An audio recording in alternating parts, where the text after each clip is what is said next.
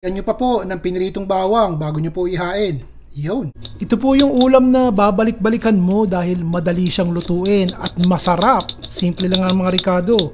Ito isang sibuyas lamang na hiniwa natin ng maliliit. Ang lahok naman po ay 2 piraso ng pork chop na may konting taba. Tinimplahan ko lang po ito ng toyo at konting paminta. Ipinrito ko at pumula.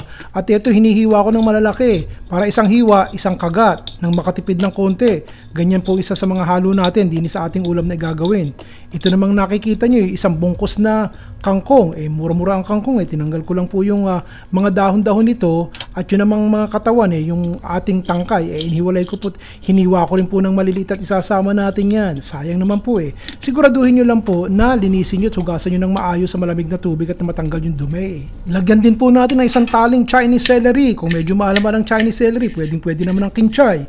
Doon po sa mga lugar na mahirap humanap ng kinchay, pwede rin po ang cilantro. Hugasan nyo rin po ng maigi at matanggal ang dumi. Dagdagan po natin ng tokwa at nang humaba yung buhay ng ulam. Ito po yung 5 piraso ng tokwa na malalaking bloket, hiniwa ko at pinirito ko. Ito tinihiwa ko na parang pantokwa baboy na may kasamang arroz caldo. Ganyan pong hiwa ang gawin nyo.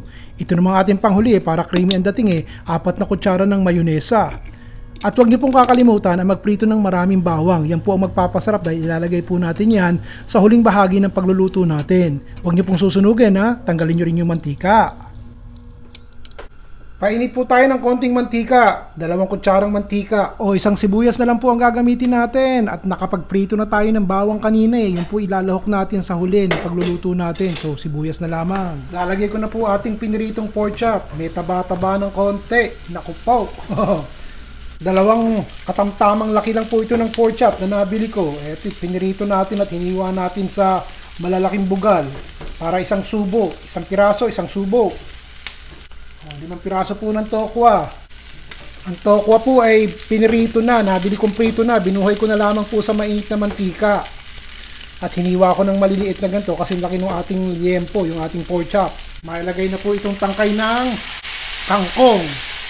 Tangkay po ito ng kangkong Iba kasi ang texture ng kangkong din sa lugar ko Kaya minsan napapagkamalan yung talbos ng kamote, yung talbos ng kamote na may napapagkamalan na kangkong.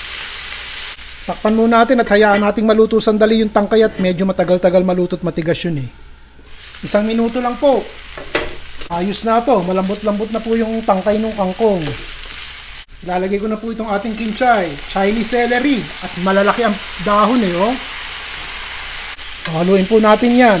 Ang bango Yung magkasama yung tangkay ng kangkong at saka yung kinchay o Chinese celery at malalaki yung dahon Parang ang sarap ng kukutin ito Hindi pa tapos yan kangkong naman, dahon ng kangkong. Yung pong dahon ng kangkong at tangkay ng kangkong, pampadami po yun at kukunti lang yung ating pork chop na inilagay at sinamahan ko nga ng tokwa para magkaigit kumasya. Takpan po natin at hayaan nating malanta sandali yung mga dahon. O siya, tignan natin.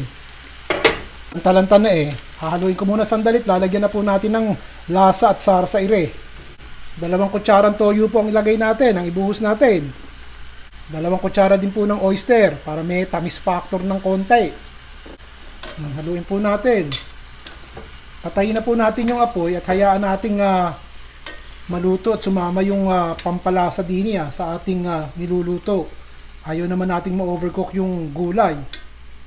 O kakaiba ng konti, lagyan po natin ng 4 na kutsara ng mayonnaise para creamy yung dating. Kung kaya nyo pong palamigin muna yung inyong ulam bago nyo ilagay yung mayonnaise at nang hindi po magkabuo-buo, maayos. Kung talaga nagmamadali na kayong kumain, takam na kayo, isama nyo na po katulad ni Ray.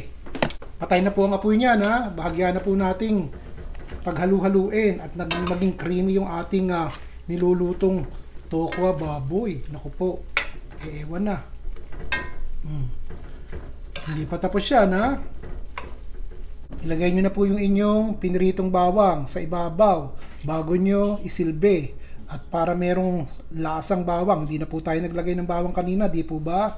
O yan ang pampaibabaw. Naku po, ang sarap. Naamoy ko na Naghahanap po kayo ng pangalat, nalilito na kayo sa dami ng aking binabahagi. O ganito rin po, yung ating kinchay, kin, yung ating baboy ba, yung ating tokwa to, at saka naman po yung ating kangkong ka. Kung batukan ka, ayos po ba yun? Kung batukan ka? Lagyan nyo pa po ng piniritong bawang bago nyo po ihain. Yun. Ilagay nyo po ng ilagay ang mga comment nyo dito sa baba't binabasa ko yan. Di ba sabi ko sa inyo kadalasan, pag nagbabasa po ako sa inyo ko kumukuha ng idea kung ano ang aking lulutuin sa susunod. O yan. Nagustuhan nyo po sana. Hanggang sa susunod. Si Ron Bilaro po.